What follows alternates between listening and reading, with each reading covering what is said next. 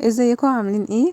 اللهم صل وسلم وبارك على سيدنا محمد وعلى اله وصحبه اجمعين. تعالوا بقى اقول لكم على المحشي الجميل ده، طعمه حلو جدا ولذيذ من غير خضار محشي خالص. عملته بطريقه حلوه جدا.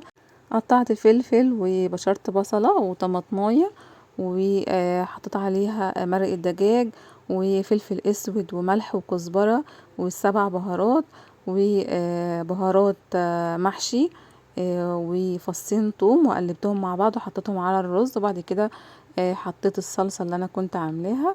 بجد الطريقه دي حلوه جدا. لو ما عندكيش شبت وبقدونس ممكن تعملي الطريقه دي، بجد في منتهى الجمال، والمحشي هيطلع معاكي حلو جدا. ممكن كمان تعتمدي الطريقه دي وما تحطيش فيه شبت وبقدونس تاني، بجد طعمه في منتهى الجمال. وما تنسوش تعملوا لايك واشتراك لقناة شاي الشريف. اشوفكم على خير في فيديو جديد، مع السلامة.